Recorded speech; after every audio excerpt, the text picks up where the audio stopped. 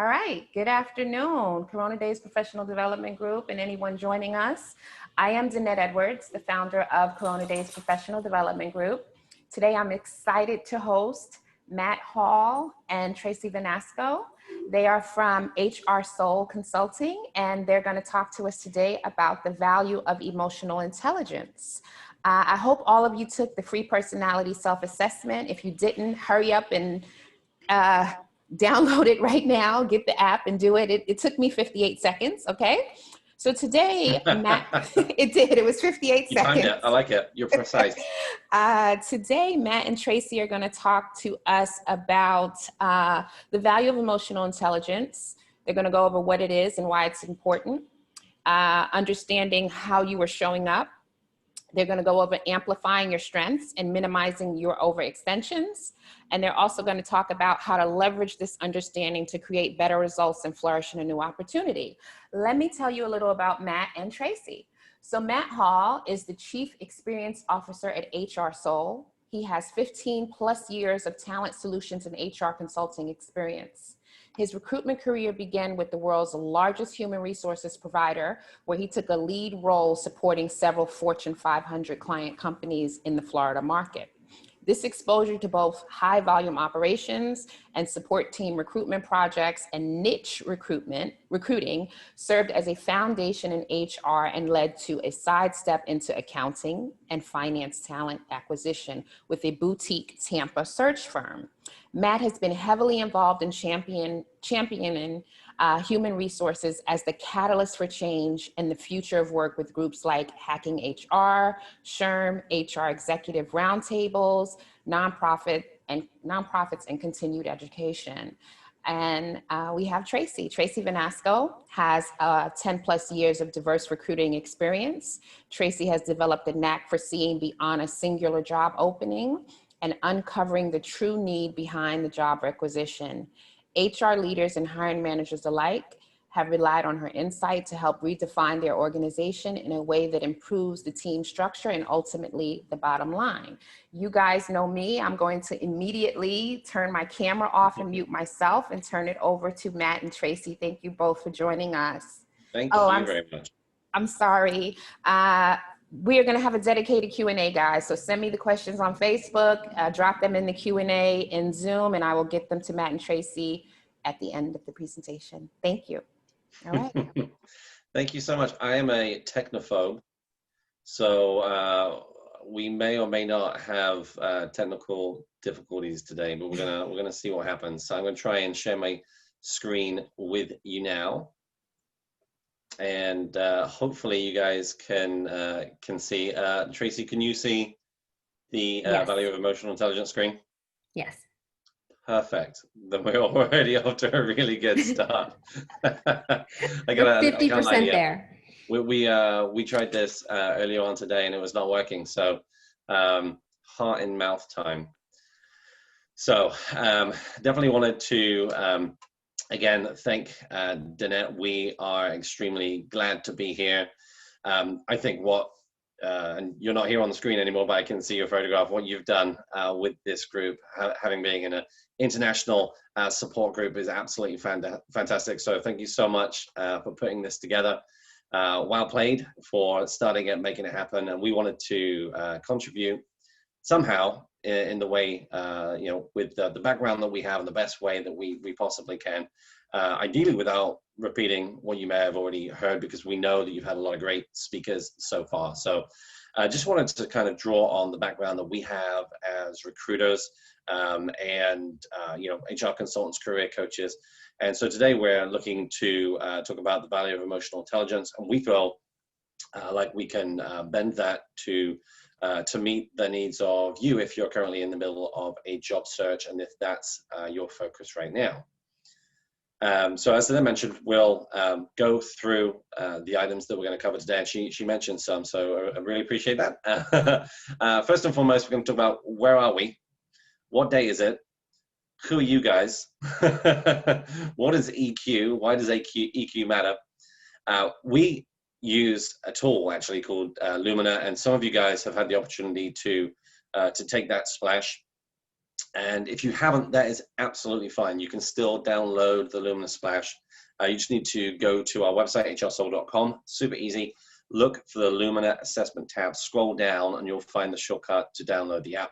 It'll literally take you, as did I mention, just seconds, if not a couple of minutes. So feel free to do that now. While I am still talking about myself, you'll have plenty of time to do that. And then we're going to talk about emotional intelligence again and your job search. So excited to talk about all these things. And again, excited to partner with Tracey. Tracey is someone that I've pulled into, I'm not sure if she's happy with me or not, but I've pulled her in to do many such similar presentations in the past. So pleased to have Tracey here. Tracey, did you want to fill in some blanks about yourself as well? Sure, yeah. So I'll let everyone read the major highlights on the screen, but I am currently a strategic partner with HR Soul. I'm also the managing partner and owner of my own consulting firm, Small World HR. I think what differentiates me and what makes me kind of valuable here today is because I've been in your seat 6 times. So I have been laid off 6 times due to, financial issues with the organizations that I have selected to be with. So I've been there. I've sat in that seat. I know exactly what it feels like. And I know what you're going through. So I'm glad to be able to have the opportunity to give back and help other people when they're in that situation. It's also a really good thing that I have 6 chickens because I know at the very least I'll always have eggs to eat, if nothing else. Perfect. We actually don't have any pictures of your chickens here today, which is a real shame. But maybe next time. Next time, for sure. Next time. And again, awesome to partner with you again on this, virtually this time. As Danette mentioned, I've been in the recruiting business apparently a year longer since I gave her my bio, because I put 16 plus years. It's been about 16 and a half since I moved here from the UK back in 2004. Hopefully, I think we do have some members of the group which are in the UK, so definitely would love your questions, just because I love to hear your voice. So please feel free to get with questions and answers at the end, if that's, or jump on Zoom if you can. Again, been in recruitment for 16 and a half years. I've literally interviewed thousands and thousands of candidates in that time frame. So I feel like I have a knack for being able to give career advice and notice opportunities for improvement. I also have a knack for making a career change at stressful times in history. In 2008, I joined a talent solutions firm on the eve of the financial crisis. I joined it in October, and I think we discovered that there was a huge financial crash maybe 1 month later, which was fantastic. I just have a knack for that because I joined the HR Soul team. After 11 and a half years with that firm, I joined HR Soul in February 2020. A month before we knew of the pandemic. So just amazing timing, right? Just fantastic. I have a knack for it. So just like Tracey, I feel like I've been there with you. I've definitely been under stress in this type of circumstance as well. So in addition to that, as you can see at the bottom of my bio, I have 4 cats. I want to get into the presentation as soon as possible, but I wanted to show you these guys just in case they step into shot or jump onto my lap at some point. The black cat here on the left-hand side is Jackson. He is currently underneath my feet, so the most likely to jump up in front of the camera. And then we have Princess, Apple, and Poopy. I can explain those names after after we're done with the presentation, if needed. Again, we're from HR Soul, so I wanted to talk to you a little bit about what we do, just to kind of give you some perspective on kind of where we're coming from and what we typically do. And again, you can read through that slide. Essentially, we're a talent leadership strategy and culture firm. That is our focus. I lead our talent and recruitment practice. And we say that we're on a mission to amplify the performance of people and the soul of the organizations they work for. So we do everything using EQ, emotional intelligence, right at the heart of all of our practices. That's really kind of where we start from. So again, we felt like this would be a great topic for us to talk about, especially now. Where are we now? Where are we? What day is it? COVID-19 disruption. We've all dealt with so much, right? It's October.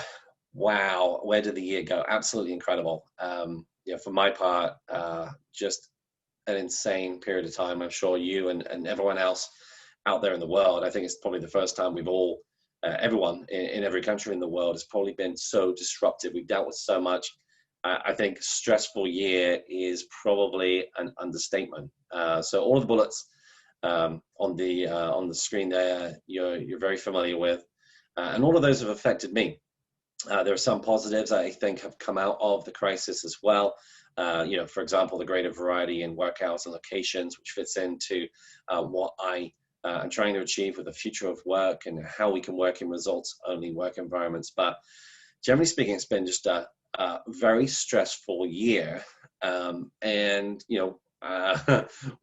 we have stress, I think that we think of this type of diagram. You guys have probably seen this more this year than any other time in history. I certainly have. So I'm not gonna lie to you, I'm not a psychology major like Tracey is. So this was kind of new to me in March 2020, talking about Maslow's hierarchy of needs and what that was. But for me, it really resonates because, wow, I think we can all see a lot of truth in this pyramid right now. If we look at, where we go to at the beginning of this year, the beginning of 2020, we go to the bottom of that pyramid. Actually, we go below the bottom of the pyramid where we are focused, our basic needs, our toilet paper, a box of wine, hand sanitizer, Netflix subscriptions, and things of that nature. But it won't surprise you to know that wasn't originally on the pyramid of of needs. Physiological needs are first, and that's food, water, and sleep. Then comes safety, the improvement of the safety of the environment around you. Then comes belonging, love, and this is kind of where I think that we are at right now. Finding community, finding a job, etc., finding where you belong inside of that. And then towards the top of the pyramid is kind of where we have tried to focus maybe last year. Self-esteem, feeling confident, that feeling of self-worth. It's my English side coming out. And then at the top, self-actualization, so feeling fulfilled or feeling that we are living up to our potential. And that is very different for everyone. That doesn't necessarily need to be the same for me as it is for you. But as I mentioned, what we saw and what happened in 2020, for almost everyone, we went from feeling fulfilled and at least searching for fulfillment, hashtag living our best life, right? Especially here in Florida, where I feel like we use that hashtag a lot. And we very, very quickly took it from living our best life to the basic need to survive. So in that month time frame, and since then, we've really kind of been pushed to the bottom again of this pyramid, where our needs are based around just the very basics. And I feel, and we feel at HR Soul, and Tracey will follow up on this later, that effective communication, and of course, good communication is always important, of course, but when we're under stress, what typically happens to our communication skills? They change. For example, I'm very cool, calm, and collected, although it might not seem so right now. But if I'm under stress, like the list I just showed you, and how we are dealing with 2020, and throw something else into that mix, my communication style is going to change, and that's going to affect anyone around me at the time. Or, for example, if I'm leading a Zoom call and experience technical difficulties, please let that not happen today. For example, if I lose internet or we struggle with connectivity, I'm going to communicate. I'm not going to communicate calmly. I'm going to become extremely direct and probably not very polite. So understanding you, others around you is critical and calls for more effective emotional intelligence. And that, again, is why we feel like it is important, and now more than ever. You guys know all of this. So I don't feel like we're necessarily telling you things that you don't necessarily already know.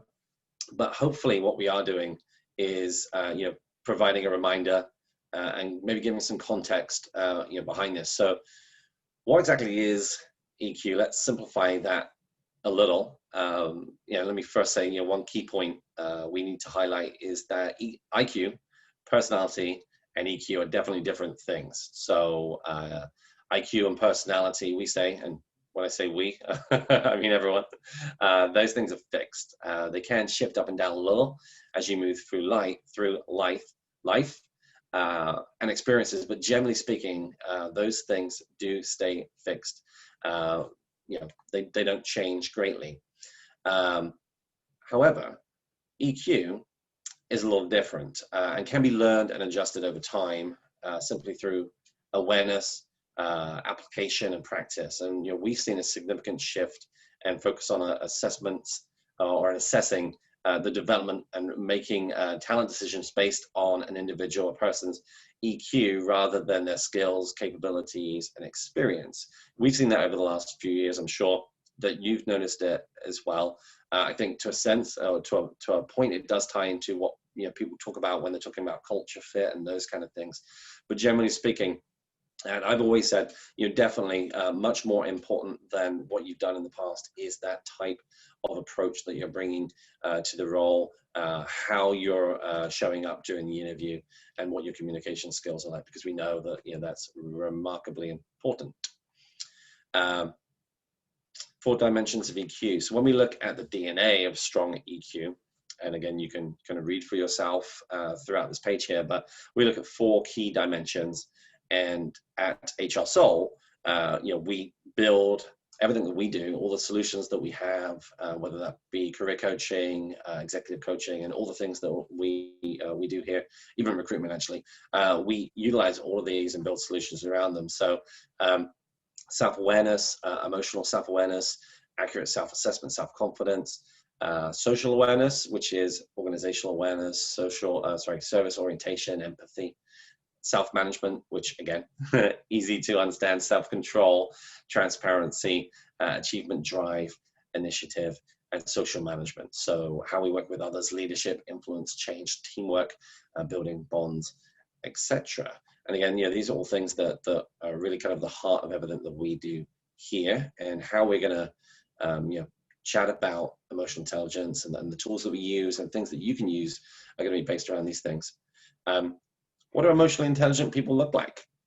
How can you spot them? So this is not actually Paul Cortizo's CEO of HR Soul, although they do often get mistaken for each other.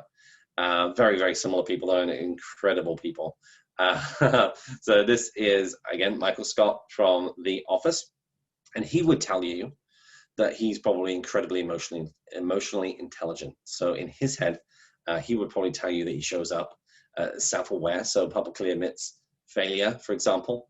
He learns from his mistakes. He's encouraging, honest, constructive, takes feedback from his employees and customers, his boss, etc. He can self-regulate, so he can maintain calm. He has a calm demeanor, disposition, when addressing meetings, people, and things of that nature. He's got strong social skills, and this is definitely the case, right? We know if you've watched The Office that Michael definitely has strong social skills. Does not stay in his office, walks the talk, does what he says he will, builds tremendous respect, builds trust as a leader, and builds strong character. He's very motivated, not afraid of trying new things, gets knocked down, but he gets back up again, as they say in Hamilton. Big Hamilton fan, so we can come back to that. Stays positive, in control, always helping others do the same thing. He's empathetic as well, so looking to understand others and help them do their best. Emotionally intelligent people have a very outward focused lens, so they focus on their own behaviors and emotions, but in response to helping others, they have the best possible result. And that's great. So we kind of understand a little bit more about EQ, what emotionally intelligent people look like. We've talked about why it's important, but I think this is a really good descriptor of why it's important. I can't take the credit for it because this is Disney Pixar's 2015 hit, Inside Out, which in a nutshell brings to life 5 human emotions. And you can see those with the smiley faces, different colored smiley faces on your screen right now, play out in the life of an 11-year-old girl, which is definitely 100% going through some stuff and trying to navigate her way through some changes. So this is going to take about 2 minutes. Hopefully it plays and doesn't decide to break the internet like it did earlier. And then we can talk a little bit more about it. My rocket! Wait, Granny and I were still using that rocket. It still has some soft power left. Who is your brand new legs to play?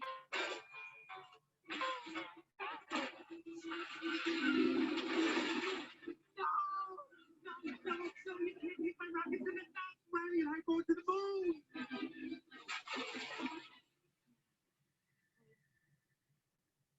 I mean, can't be done with me.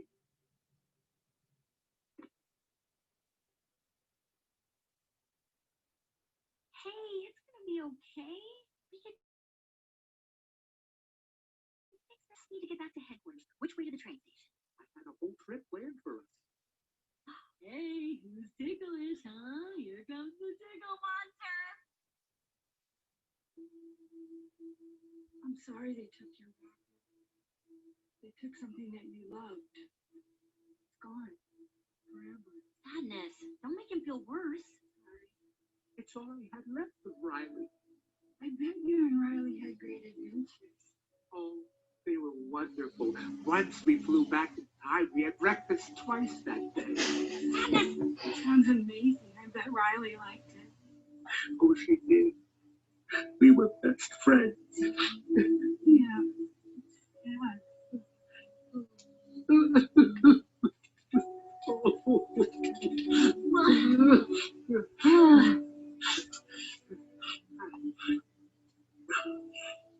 I'm okay now.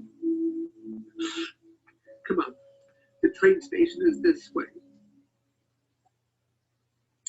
Okay, cool. So the first thing that struck me, which wasn't planned and I hadn't thought about, was the idea of having breakfast twice, because my biggest takeaway, I think, from Corona days is that I just can't stop eating.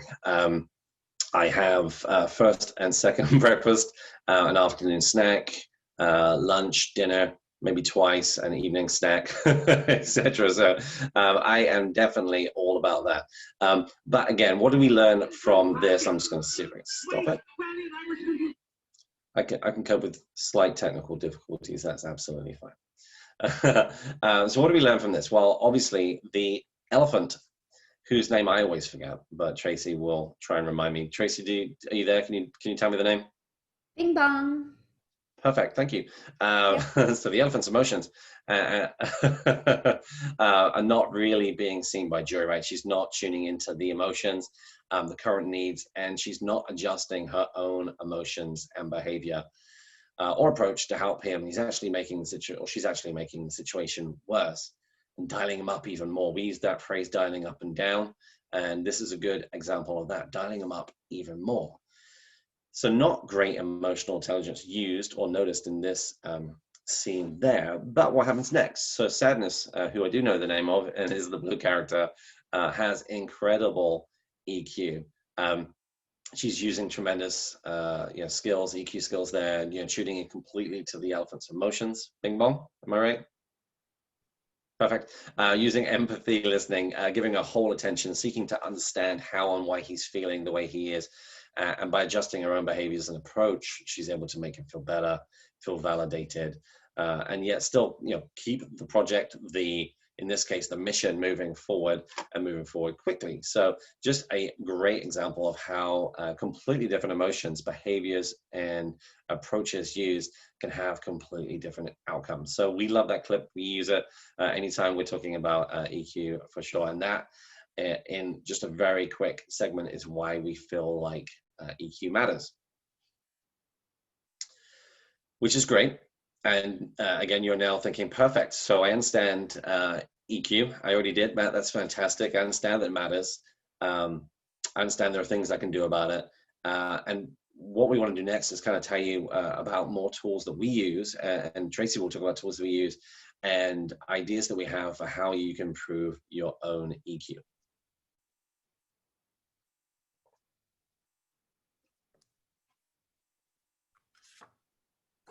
Matt? Just as soon, there we go. There we Sorry, go. technical difficulty number 2. It didn't move forward, but we're good now.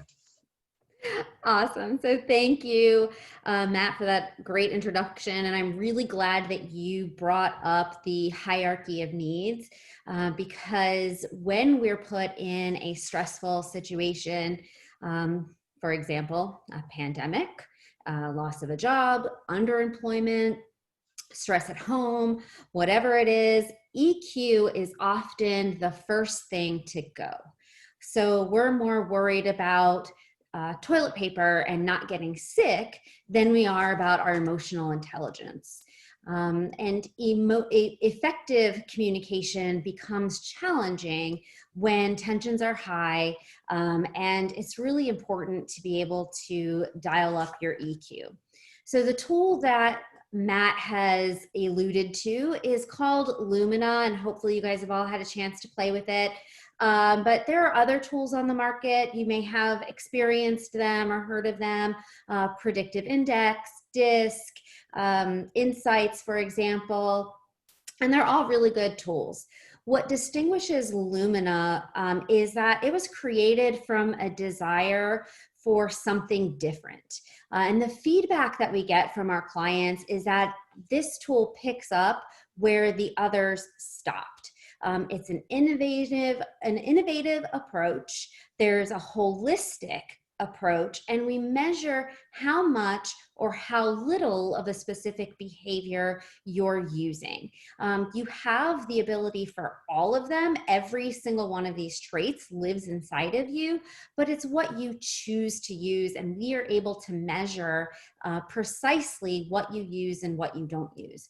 The coolest part about this tool and why we selected it, and we did look at many, many tools when deciding on what we were going to use, but it digs deep, and that's what HR Soul is about. That's what the tool is about. That's what we as individuals are about within the organization. So we like to dig deep and get past that surface level. Our next slide will show you a snapshot of some organizations that are using Lumina. You may notice it's a very diverse group. They are, all different industries. And there are more than what's on this page. There are some, smaller organizations as well that use Lumina. And we work with organizations that are really picky about the tools that they select. So we're really proud that they recognize the strength and the value that Lumina brings, and they're leveraging that within their organizations. Who else is using Lumina? You've probably read the whole slide by now. Sorry about that. That's my bad. We've had job seekers who know that their target employer is using Lumina, and they wanted to, get a head start and put their best foot forward, and they wanted to know their personality going in. So they chose Lumina. We've worked with job seekers who just want to understand their personality and how they can optimize their strengths and minimize or negate some of their overextensions.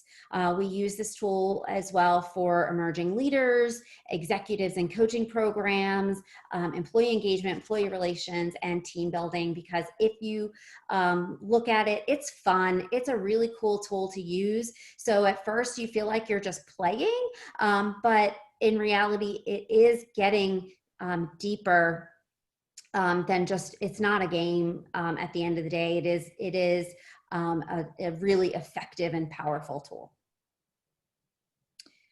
So we use the 4 colors to identify personality. That is not new to Lumina. Many psychometric tools use 4 different colors just because it's easy for people to speak in that language.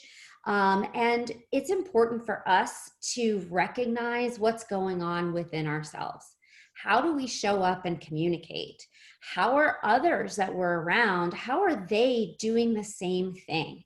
And how do we ensure a favorable outcome and a good relationship with the people around us? So it's important to know your whole personality in all of your states, and we'll go into the 3 different states in a few minutes. There's a strong team of scientists and psychologists behind this tool that make sure it is the most holistic tool out there. So Danette, are you there?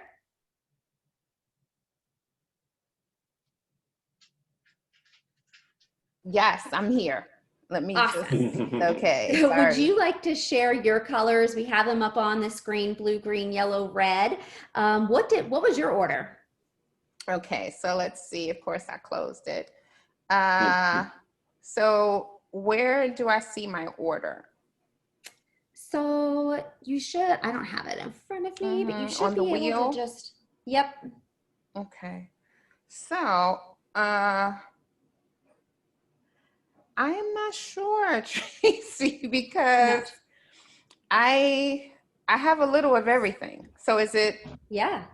So Okay. when you look at that splash in the center and you click on it, Yes. Okay. it will give you your colors in order.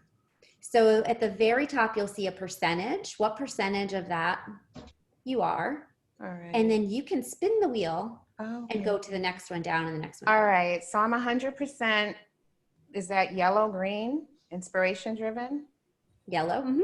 100% big picture thinking, which is kind of orangey. Yep. Okay. 71% extroverted, which is a darker orange, or maybe a burnt orange. What else? Oh, do I have to click each one then? 100% inspiration driven. Yeah, you don't have to, but yeah. Oh, green, 100% people focused. But I'm also 100% introverted, so I'm not sure. How does that work? Yeah, so one of the really cool things about this tool and what I love about it is measuring each trait individually. So you can be 100% introverted and 100% extroverted because you utilize those traits equally as much, right? So we're asking questions around how introverted you are. We're asking questions around how extroverted you are. And we're not just making assumptions by, oh, how extroverted is Danette? She's 65% extroverted, which then whatever's left over is introverted. I see. You asked the questions about being introverted. Yeah. So perhaps, and you can talk about it or not, but perhaps when you're not on screen or working with Corona days, you need that time alone to decompress and, get your energy back. And that's what makes you a little bit more introverted. No, it's right. I just wanted you to explain it for others. We had someone do the value of, about being an introvert. She talked about being an introvert and she talked about being an ambivert. And I think that I am an ambivert. I do a little of both. Yeah. Perfect. Many people are. It's just, to what level, to what degree are you each of them? And that's what this tool looks at. So that's fun. I hope everyone is doing it. If they haven't already, get in there and do your splash. So beyond the 4 colors, we go a little bit deeper. So what we look at behind those 4 colors is we talk about our 8 character traits that further define the color. So what you're seeing in the center is your splash, and then around it is what we call the mandala. And that's where you see those 8 character traits. Past that, we look at the 24 qualities. So each one of the 8 character traits has 3 associated behaviors or qualities that go even deeper into those colors. The splash that you're looking at goes to the 8 character traits. It goes to that level. It doesn't get to the 24, but if you do the full spark, you'll get that. Beyond that, it does look at our 3 personality states. Yeah, you got it, Matt. Our 3 personality states. And so as everyone knows, and how we just talked about with Danette, everyone has basically 3 different parts of their personality or 3 personas.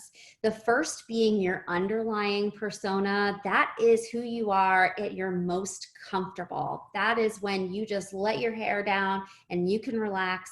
That's who you are. The second is your everyday persona, and this is who you choose to show the world, how you show up. And then third is your overextended persona, and that is how you show up when those behaviors are dialed up significantly, when you're under stress, under pressure, in the middle of a pandemic, whatever it might be. Those are our 3 personas. So the next slide, please. Awesome. One of the other things we teach is speed reading for interviews. So you can use those 4 colors to really speed read the people that are in front of you, whether it's through a Zoom or across a desk, however you're interviewing, whatever that's looking like these days for you. And it's not judging people. So sometimes people think, oh, I don't want to judge others. And that's not what this is at all, because all of the colors are positive.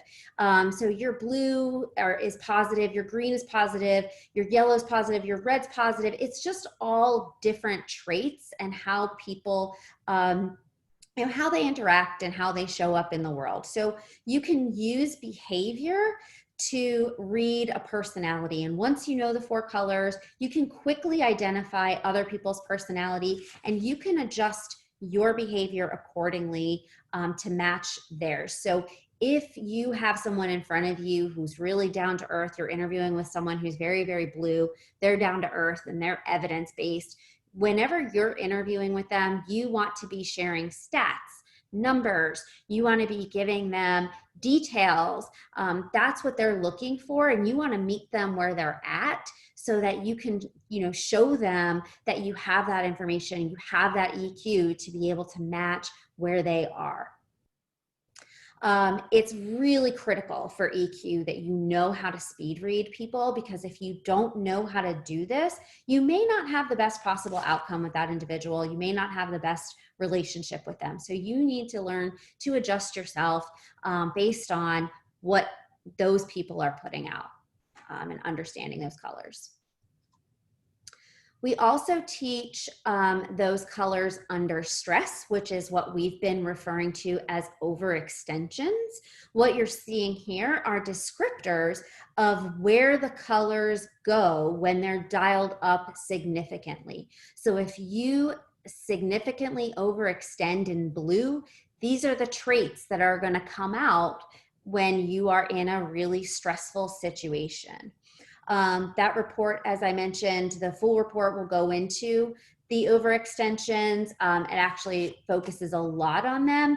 And we do something that's called the journey to composure, where we go through your overextensions and then identify other qualities that you already possess within you that you may not use right now when you're under pressure. And then we're able to identify those qualities and teach you how to rely on those when you're dialed up. And that allows you the tools to save yourself from doing those things in the moment, and sometimes shooting yourself in the foot, which I know we've all done before. So next is playing with our Splash app. For those of you who have done it, you've probably realized it's pretty powerful. It gives great insights. You saw with Danette how we were going through, and it literally will tell you at the top of the page what percentage of each of those character traits you are. And it's really interesting when it gives little bits and pieces of your personality. It does not go into the overextensions just because they do require a little bit more interpretation. We don't want to be throwing that information out there without having a coach or someone to talk it through. I call the Lumina Splash the appetizer. So it's really just a taste of what the full flagship tool, Lumina Spark, will go into fully. So go into the App Store if you haven't already, download the app, create a profile, answer the questions, get the splash. And what we're looking at right now is Andrea Splash. We can go back. Yep. Andrea is one of our partners. This is her splash, and she is, if you read it, it says, Andrea is energetic when meeting new people. And then it goes into, on the next page, some information about extroversion. So talks a little bit about each of those qualities, teaches you about them, and then talks about you in those character traits specifically. On the next page, we see that you can play with your splash with other people. So it goes into comparisons.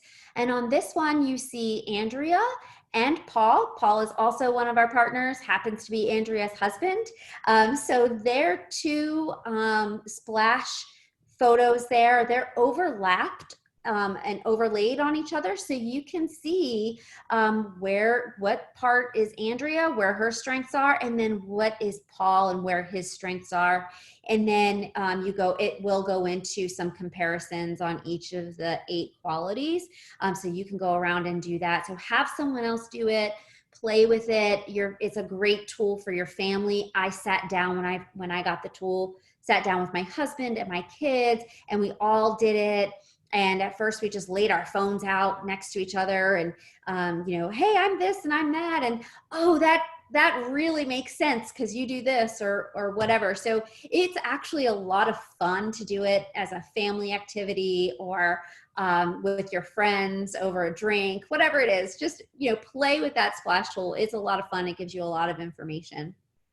Hey, Tracey, sorry, just to butt in on that. I think I mentioned earlier how much I value it, and I will kind of add on to that and this is just all completely personal, right? But just to take it to a personal example of how spot on it can be, when I first ran through Lumina and other tools like it, but definitely Lumina, and looked at my splash and what that looked like, and then I looked at the analysis of how it described that I show up, it showed me as being extremely red, which I thought, well, that's kind of strange. I don't really get that because I don't see myself, I don't think of myself as being that tremendously outgoing person. Again, I'm British, so I'm naturally relatively reserved.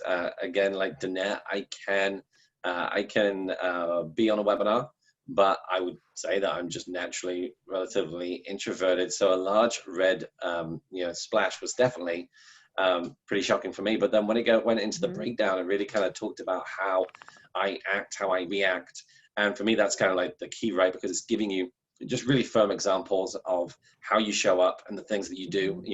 And for me, for example, it's like, do you have a propensity to talk with people and to engage in a conversation, and then to not want to lose that conversation? So basically, instead of listening, instead of being empathetic, so I'm very little green, my natural state is really to give details, to win the argument, to push back as much as possible. So when I overextend into just giving as much pushback as possible, as much ammo as possible to support my argument, versus being a little bit more green, a little bit more blue, and trying to help us as a group think through the problem. I'm trying to push through my argument in every case. And so for me, again, to take it back to just personal usage, and then we're here to talk about career usage and interview usage, but on a personal level, I can see that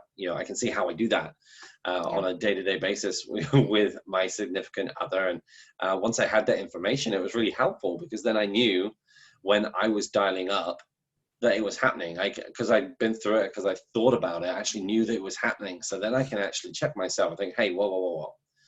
Here's what you're doing right now. You're trying to win the argument. While she's talking, you're thinking about other ways that you can win this argument. You need to calm down. Otherwise, you're going to be sleeping in the spare room. So I completely get it.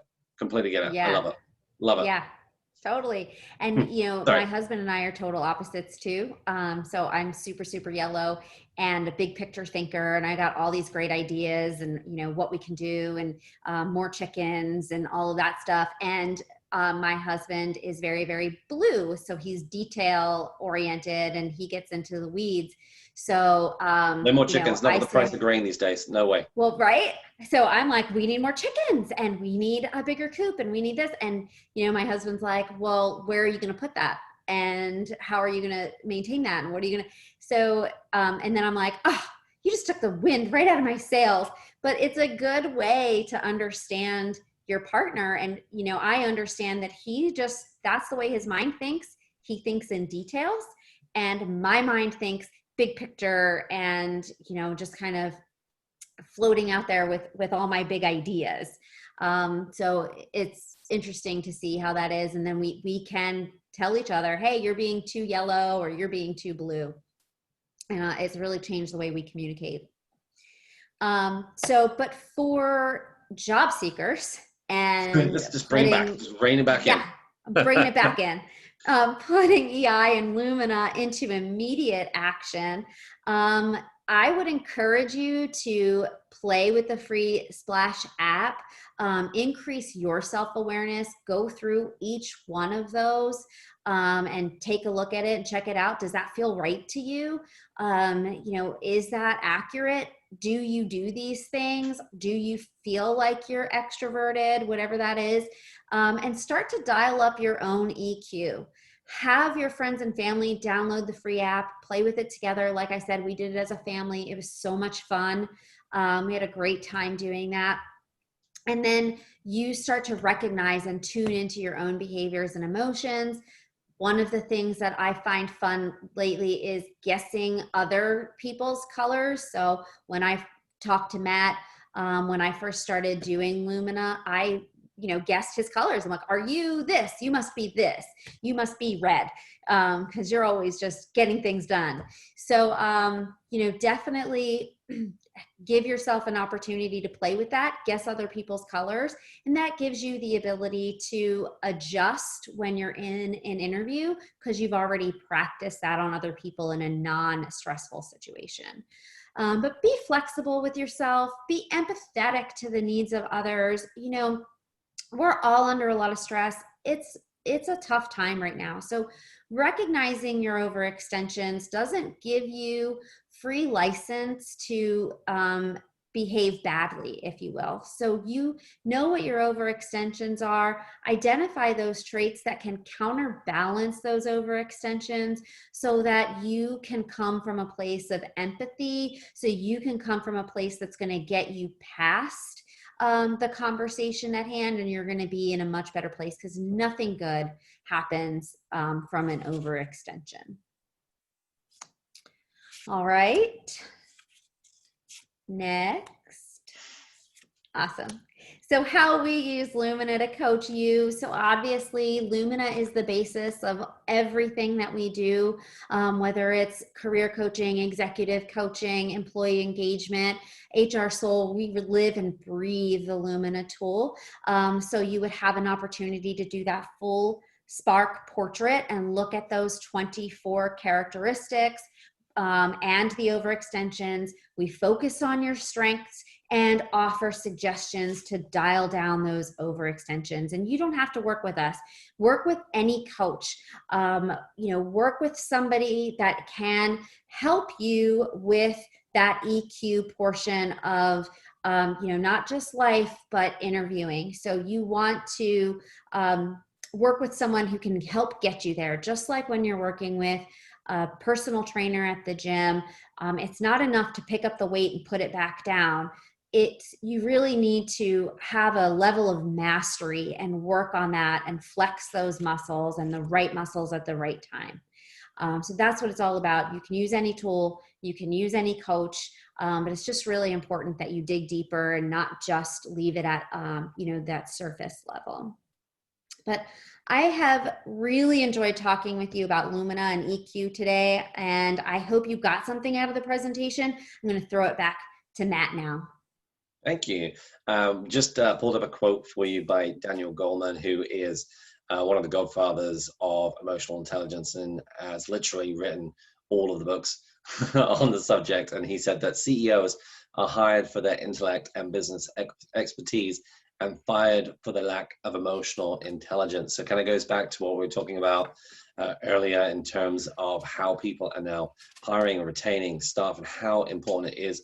And I think it also just goes to show that it doesn't really matter where you're at in your job search or where you're at in your career or your life. Generally speaking, we are all struggling with the same things and the same disconnects potentially, regardless if you're the CEO or not. The struggles that we deal with in terms of communicating with other people, understanding EQ, and again, understanding ourselves, how we show up, how we dial up and dial down our behaviors. It's universal. So don't worry about it. Don't be afraid if you feel like you're not necessarily where you want to be. From a point of view of interviewing, understanding your interviewer, and being able to correctly react to different situations. You are not alone. If you have any questions at all, we would love to help you out. We can feel free, or you can feel free to reach out to us if you so desire at our HR Soul email addresses, which are on the screen for you as well. And I'm sure we'll have them on the links and on the posts and all those kind of good things.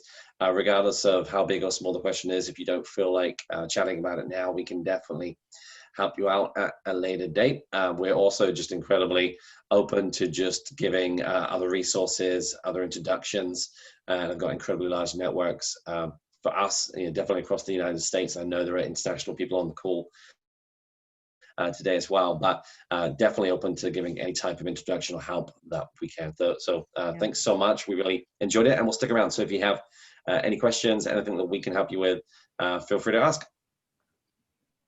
All right. Thank you, Matt and Tracey. I do have a couple of questions here from Facebook. So the first question is, would you please break down a good structure for self-management? Tracy. That's a pretty big question. Yeah, for one. Let me see. Rhonda, could you drop some more information about that in the chat, specific to what? And I'll go to the next question. Yeah. How do you set boundaries between you and sorry, just to back up slightly. I think in terms of, self-management, I think, again, it does just really speak to everything that we have just discussed. So I'm not sure if there's necessarily one answer, which is why we both looked pretty blankly, because I think it is really person by person, situation by situation. And again, there's no, one size fits all. I feel like I'm bad at a lot of things. Like, my blue is incredibly low, right? I have a very low tolerance for details, for digging into details, providing details. It's just not important to me. I'm very yellow and very red. So I'm all about the big picture and just like, well, I'll just show up and it'll happen. I don't mind. I don't need to dig into those details. So everyone is a little bit different in terms of, self-management. I feel like one of the strengths that I do have is probably relatively high, self-management. So, and that obviously describes where I'm at in my career. I didn't anticipate dealing with people because, again, from my point of view, I came to the United States when I was 24. I felt extremely out of place. No one understood anything I said. But it felt like no one understood anything I said because we used like different words and we got different accents. So it was really, really difficult for me in those situations. But I think, maybe one of the tools that I've always had that, I didn't necessarily need to work out too much was probably relatively decent EQ and low IQ, but definitely higher EQ, and therefore self-management and the ability to kind of self-regulate, self-manage in situations which are could go either way. All right. I'm very low in the blue as well. Well, I'm 48%. Yeah. That makes you're very green, right? Oh, all right. You're very green, which I think makes a ton of sense. It's funny how sometimes we find ourselves in roles or situations over and over again because it's based around what in this case what our splash looks like and how we show up. it doesn't make a ton of sense that, you know, that you're super green because you started an organization specifically to help other people, and probably not for the first time. Yeah, it's interesting. I might want to do a little more work in this area just so I can understand some things about me. So how do you set boundaries? I'm not sure. Okay, how do you set boundaries between you and your employer when you've just started and they pile on everything because you're the newbie? I want to Yeah. maintain my professional demeanor while presenting myself as an asset. Sure. So again, that's another question that's very individualized, and we don't know the full situation there. But what I would say is, when you're starting to feel stressed, right? They're starting to pile stuff on. You're noticing that pile growing and growing on your desk and or in your inbox or whatever. You know, start to notice what behaviors are you doing that kind of. So there's a few different ways to understand that you're getting amplified. Number one might be a physiological or feeling in your body. So do you sweat? Do you start to bite your lower lip? Do you tap your fingers? Whatever it is, that's your cue that says, oh, I'm getting a little bit stressed. Is there self-talk in your brain that's saying, you know, oh my gosh, if they just put one more thing on this desk, da, da, da, da. So, you know, is there that self-talk? And when you hear that, that's your cue to say, oh, I'm getting overextended. For me, my overextension, I overextend into just shutting down. I just shut down. I'm not going to move any further. I'm not going to do anything. I kind of put my hands up and sit back, my arms crossed. I'm done. So for me, when I start to notice that, you know, and physically you can see me shutting down, you can see me backing away. And instead of doing that, I make a conscious decision to turn on more of my green side. So, okay, you know, what's going on? Why are you piling all of this on me?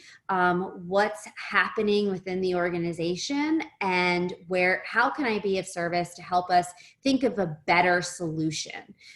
Is there a way that we can divide this work up amongst other people? Is there a tool that we need to purchase or start utilizing in a different way that can help us manage all of this work, where it's not just getting piled onto me? And then that's how you become part of the solution and not just shutting down and just being part of the problem. Yeah, I think it also depends on, you know, who that manager is, right? And I think that this goes back to what we do when we work with organizations, because we feel like, obviously, you know, it's going to sound really obvious, but you know, when you work with the entire organization and when you can understand what that organization looks like and what each person within that organization looks like, how they act, you know, how, you know, what they're made up of, you know, again, you know, what their splash looks like, what their extensions look like, how they like to work, how they don't like to work, then you can really dig in further. So in this case, I would say try and speed read that manager, you know, in terms of the best way to approach it. Because if that manager is probably, you know, if that manager is, you're very blue and not a big picture thinker, he's not very orange, she's not very orange, then, you know, maybe not rush back to be the solution with these great ideas, because it might not be well received by someone that thinks in a very kind of blue, you know, methodical, detail oriented, you know, fashion. You know, the better way to approach that in that case, you know, would be to, you know, break it down for that person. Maybe that would be an email with bullet points, with statistics, like, you know, numbers. I loan queue, I have, you know, 89 loan applications, and everyone else has 62. You know, on average, we complete, you know, 14 per day. Therefore, you know, I'm going to need work two extra days in order to get this done. Just as an example, I'm not sure if those are in any way real numbers, but I think just it really depends on the person that you're approaching, how they show up, you know, how they're going to react, and being able to, again, speed read, know how they show up in life, how you show up is going to be the key to that. And you can't. Hello? Yeah. Hello. Okay, we just froze for a minute, but we're back. All right. Okay, thank you, I think Matt. what Matt was trying to say is get everybody to do the splash. Well, that would be ideal. So that's where we start. We start at the top of the organization, look at leadership, roll it out throughout the organization. And then when everyone knows how everyone works, it just makes it a lot easier to get things done efficiently. It does. So that actually makes, that helps segue into this third question. Do you or the employers you work with determine that they need people who are specific colors to do certain jobs? So before they begin the hiring process. Yes. So this is where we have another tool. It's called Lumina Select. And some organizations choose to use that. We've just been hired on with a really large organization that we're not really allowed to talk about, but their logo might be green. And I think it used to be a mermaid, but it's not anymore. I don't know. Holding a coffee cup. But anyway, so they use a tool called Lumina Select in their hiring process. So they use that to understand people's colors and what type of team they're going to be on. And, is this team coming up with the big ideas and the recipes and the big ideas and all of that stuff? Or, and in which case we need somebody who's pretty yellow, or is this person going to be on the accounting team and we need someone who's really into the details, right? So in that case, they want somebody pretty blue. So that tool is really amazing for that. And then once it does go a step further. So once people are in an organization, if you have all these folks on a team, and then you do the Lumina and you realize, wow, we have had just a bunch of green people on this team and they sit around and just talk about how to make everybody happy and how do we, what type of fun thing are we going to do this month to keep everyone engaged, and nothing's getting done. And we couldn't figure out why. Well, it's because you had a bunch of green people. So you need to offset that, with some folks from the red side who are get it done and they are, focused on tasks and they want to accomplish things and they're goal oriented. So it's really helpful for organizations, and they can use it to bring on new talent and say, this team is lacking in this personality trait, or B, for existing organizations to understand where they have a gap. And then is there someone on the team who can step up and fill that gap? So maybe my number 2 is red, but I've been choosing to use my green because that's the room that I've been in. So I just keep doing green. So can Tracey, can you step up and perform more of that red, personality trait, do more of that work within this team and encourage this team to move along. So yeah, there's a lot of applications for it from that respect, whether it's hiring or shifting people around or asking people to dial up different personality traits. And so when they're hiring, so this is just your experience. So when you're hiring for HR Soul or your clients, are they willing to say, oh, this person has a lot of orange, but I need a little more green, but I want to work with them? Do conversations even go that way? Sure, they can go that way, where, they could look at somebody's spark. We would do a full spark portrait at that point, not just the splash. And they could look at that and say, gosh, this person may not be the right fit for this team, but we have they're super duper blue, and we have a position on this team that we can hire them for. So it's actually opened up opportunities for people to be considered for other positions within an organization as well. Yeah, absolutely. And also just, used around interviewing as well. There's not necessarily a bad splash or a bad, set of, spread of colors or whatever. But it can lead to just great opportunities to ask different questions. So in that interview process, it will create questions and areas that you might want to dig into a little bit further. So I would say anyone's necessarily a bad, a fit for any given position necessarily, but you can utilize that to be able to kind of create questions, create areas to think about when you're going through that process. So what about your experience of not using Lumina? So either you or an organization not using Lumina, then what do? Do they ask certain behavioral-based interview questions to get to the EQ and IQ? Like, how do they get there? Yeah, that's a great question, because that's what most organizations are doing, unfortunately.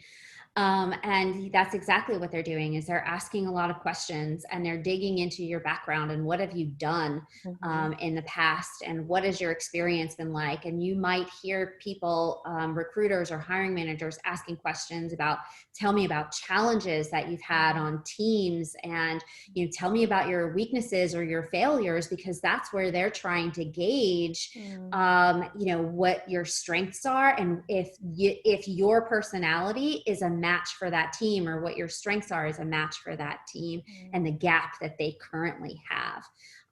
Now the EQ part of it, so that I would say what they're doing at that point is more linear based. It's really just checking boxes and understanding somebody's skill sets. But the EQ side of it is really that connection between you and the interviewer. And if you have a really strong EQ and you're able to speed read that person, as Matt had said earlier, you can kind of match their personality and understand, this person is very green. They want to connect on a personal level. This is where it's safe for me to talk about my family, my kids, all of that fun stuff. This person is very blue. They want details and numbers. This person is really red. They just want to get to the point, and they want to check those boxes and ask those questions. So I'm not going to be long-winded in my answers. I'm really just going to, answer the questions. But I would encourage everyone, regardless of whether they're using Lumina or not, dial up your EQ, understand where you're coming from, and then use that as a tool to understand where other people are coming from and match their behavior. That's how you build rapport with somebody and have a better relationship with them. And then hopefully they like you enough to get the job. I think to add on to that as well, in terms of this assessment specifically, but others, obviously others like it, and talking about interviewing it, I've interviewed thousands of people, and for years I think that I do a really good job on it. And who knows, I might do, but the fact is, I can ask questions based around resume, based around the job description as much as I like, but I might get answers which are rehearsed or not accurate. So we're having a conversation, but are we really talking about the same thing? Are we really getting the right answers? And so I think being able to put an assessment such as this into play really kind of looks behind the interview question, looks behind the surface of that answer, and looks behind kind of like our surface view of someone, right? Where we typically, organizations like to hire people that look like them and sound like them and come from the same kind of background, same kind of schools, and have the right kind of interview answers and stuff. And when you're working with a tool like this, we can get behind all that kind of stuff, and we actually see what the nuts and bolts of that person is, and how they show up, and how they how they're made, how they dial up behaviors, and how they react in different situations. And then we're actually able to get a much truer understanding of that. And to give you an example, I talked about loan processing for some random reason earlier on. If I was in an interview to be a loan processor, which I might do because I've heard that the money pays pretty well, and the market's great, right? Don't buy houses, low interest rates. I'm going to be amazing at that interview, right? Because I am very orange, I'm very red. So my red is going to tell me that I'm going to go in there. My mission is to get that job. So I'm going to show up for that interview. I'm going to get that interview, and my orange is, very, big picture and, thoughts and things. And so I'm going to go in there, I'm going to say some great stuff. I'm going to tell them how we can improve the loan processing procedure. And I'm going to show up for day one of work, having nailed the interview. And I'm going to get that pile of 89 applications on my desk. And I'm going to do the first one really, really well, because I want to show off a little bit. I can do it really, really quickly. But by the time I get through the middle of the pile, I hate my life because I'm very low on blue. So there's no part of me that wants to be there every day, looking into people's finances, the private life, their liens against the home, and whatever else, is part of that job. That's just not me. But I can get the interview because, someone asked the question, I gave a great answer, I killed it. But, is that job for me? No. And if they run that Lumina simultaneously, they'll know the right questions to ask me. So they'll be asking me questions which are going to say, well, Matt shows up really orange and really red. Let's ask him some of these questions about, like, what might be important in this role based on the fact that we probably need someone which is going to be blue, majority blue. And then maybe a lot red, because we still need the process to get done. We need things to get done in a timely fashion. Then they'd actually have the armory to be able to ask me some questions and not have to put up with my answers. Yeah. All right. Let me see if we have anything else in the chat. And if not, I'm gonna go to my questions. I'm sure there's more in the chat. There's a lag between the stream. All right. So I'm gonna go to my questions. And I'm going to thank you both for being here with us. I really appreciate you. Just giving your time during this time is a lot. It's a whole lot. So thank you both for being here with us. All right. So let me make sure. Okay, we're still here. All right. So I'll start with you, Tracey.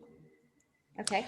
All right, CDPD's mission is to increase marginalized groups' access to employment opportunities and representation in the workforce by providing our members with free training, mentorship, and other resources.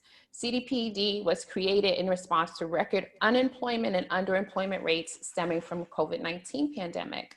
So I ask everyone who comes here and I'm asking you today, if they've ever been marginalized. And you can be marginalized for anything by people with small minds. And I ask the question so that any of our members who may be marginalized right now can see that even if you are marginalized, you can still be successful. So I'm asking you that question, Tracey. Have you ever been marginalized? Yeah. So, talent acquisition is not a valued role in most organizations. It's typically the last thing to be hired and the first thing to be let go. So I shared with you before, I've been laid off 6 times. So, being marginalized, I have felt very unimportant. And when COVID hit and we were all talking about these essential and non-essential jobs, I was like, I'm so non-essential. Like, that's the career that I chose. But yeah, I've definitely been there, and I've risen from it 6 times, more than most people would care to be there. And it may not be the last, I don't know, but I'll just keep going. Yeah, I love it. I love it. Thank you. Matt, same question.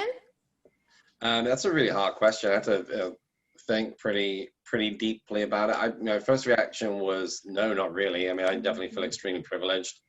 I think if anything, I tend to self-marginalize. Again, just taking it back to my own personality traits. Especially when I first moved to the US, definitely self-marginalized, just in the sense that I didn't feel worthy, didn't feel capable, all those kind of things. But generally, no, I would say probably not. All right. Now this is interesting because we have I ask everybody the question, and so someone will say, oh, well, a white woman can't be marginalized, or a white man can't be marginalized, but they can. So we had okay, and I understand your experience and I respect your experience, Matt. But we've had white men come on and say, yes, I was marginalized because, and I mean, a very nice looking white man, right? So it's a nice looking guy, A very similar story to this. Okay. Yes, nice looking like you, and so you're like, oh, he's handsome and he's a white male, he's young. But he said, I was marginalized because I came out of the Marines and I was trying to get into. Oh, absolutely. Yes, and he's trying to get into corporate America, and there was just all of these, preconceived notions about Marines and, ex-military people. So he felt marginalized as he was going through his career search. And then we had a white woman, blonde hair, blue eyes, and very attractive, say, yeah, because the men didn't let me speak at work. So, you can be marginalized for anything and for any reason. And so that's why we asked the question. Yeah, I would completely agree with that for sure. I mean, we work with 2 or 3 different military people, which is obviously job-related groups, career-related groups of people transitioning out into civilian life. And that is 100% a real struggle, because people don't connect the dots between, you know, what is a military title and job and, you know, what is being applied for, where they want to go to next in their career. So I completely agree with that for sure. Yeah, I'm learning so much. I mean, I knew marginalization wasn't just the stuff we see, but I'm learning so much through Corona Daze. All right, so our next question, thank you both. And I'll let you go first this time, Matt. We don't want to marginalize you because you're a man, okay? So we're gonna let you go first. I'm sure that's going somewhere, yeah. All right. So if you go back to maybe when you first came here or whenever, a long time ago in the beginning of your career journey, Matt. Well, not that long, geez. Okay, well, at least it's been at least 15 and a half years ago. There we go, okay, well, we can do that one. If you think back to, you know, the beginning of your career, is there anything that you know now that you would tell your younger self if you could go back and tap yourself on the shoulder? Yeah, I mean, I think, I honestly continue to do this to this day. And again, I think it all goes back to, you know, to our conversation about, you know, who we are, how we're made up. And I think if I could go back to that person, I mean, just don't be afraid. Because I feel like, you know, this point, speaking for a lot of people, I think we're often all afraid to take opportunities and to, you know, to try new things and to really kind of put ourselves out there. And I think from my point of view, and, you know, again, I'm sure many others, I'm much more apt to just hold back, not put myself forward. And that is a mistake. You know, it's a huge mistake. And, you know, what we know about life as we get further into it is that, you know, we only have limited time available, and you really have to take those opportunities when they arise. And at the end of the day, you know, being able to, just step up and say yes is definitely going to be a lot more advantageous than maybe, you know, shying away from different challenges. Yeah. Thank you, Matt. Tracey, same question. What would you tell Tracey if you could tap her on her shoulder at the beginning of your career journey? Maybe not get into talent acquisition. But beyond that, I think I would say have grit, stick with it. There's going to be challenges. It's not as easy as your friends' parents make it look when you're in high school and you see your friends' parents and they, you know, they just seemed like they had it all together. Yeah. And then I got out into the real world and I was like, what am I doing wrong? Oh my gosh. So understanding that it's just not that easy, and have grit, push through it, take on responsibility when you can. And just, you know, nothing ever is guaranteed to stay the same. So just go with the flow and take every single time as a learning opportunity. I love it. Thank you. This is funny. I have a cousin, we grew up like sisters, and we say all the time that my aunt, my mom, my grandmother, my grandfather, my dad, it didn't seem as difficult as it is for us. Like they made it look so easy. Like, you know, like this is not easy. And I don't even have children. Okay. So this is not easy. I have a dog. All right. So that's like having a perpetual 3-year-old. Oh yeah, so. I mean, yeah, she is a baby, but yeah. So I definitely can relate to everything that you said, Tracey. Thank you. All right, and then my final question, and I'll just throw it up, and whoever wants to start can start. Is if you can leave us with one thing today, what would you want to leave us with? Do you want me to go first? Sure. Okay, cool. So I guess mine would be. You can be the most qualified candidate for any role out there, and I think, you know, a lot of people have a lot of frustrations about that, about being obviously very qualified for a position, but then not getting the call, not getting the call back, not getting the interview, whatever the case may be. And I think you can 100% be the best candidate for the job but not get the role. And I think the one thing that you can do now, this week, next week, to make sure that that doesn't happen again is to understand it's more than that. And it really is about, you know, the impression that you leave, how you show up. And that can be really kind of mastered by understanding, again, your, you know, your physiology, if you like. Yeah. how you represent yourself, how you show up, where you go to when you're under stressful situations, and again, learning how to see that in others and how to speed read others so that you can conquer the interview, not just the job description. I love it. I love it. Thank you, Matt. Tracey? Awesome. Matt was, really professional, and mine's going to be a little bit more woo-woo. I just hope that everyone takes a minute after this and allow for some grace. Give yourself a break, a pat on the back. You are doing things that to propel yourself forward. You're learning, you're educating yourself during this time, which is more than a lot of people can say. So, don't be too hard on yourself. Give yourself some grace. Yes, thank you. I'll tell you, thank you both. So let me tell you some things. So Tracey, you're not in our group on Facebook. Matt, you are. But you probably are not on Facebook often. So anything that you've said is liable to be quoted on Facebook and you'll be tagged, okay? So that's what we do. That's fine. You say some things and we want people to remember them. And so Tracey, you may be tagged on LinkedIn, but don't worry, it won't be anything risque. You didn't say anything risque, but I tell everyone that. So if you see a quote, it's something that inspired someone here that you said, and you will be tagged in it, all right? I'm gonna close, but I wanna just remind everyone that Tracey and Matt from HR Soul, you are our first presenters who, you're not recruiters and you're not hiring managers. You are consultants, and I will say HR business partners with both job seekers and employers. And so you bring another perspective here. We definitely have we had a hiring manager, we have a coach, just someone who's going to help you for one specific job. And we had a recruiter who gets different recs. So yours is a lot different. So I'm going to say, guys, when you rewatch this, if you didn't do the splash, do the splash, because they are actually professionals who are working with organizations on their culture, on their recruitment, and they're working with them longer than just putting you in the seat. And I love that. So you're working through with the organization for a longer period of time. So I'm trying to say that they have really good insight. Okay, guys? Right? So thank you both. I really appreciate you for giving us this hour and a half, and you're welcome to come back at any time, try anything out on us.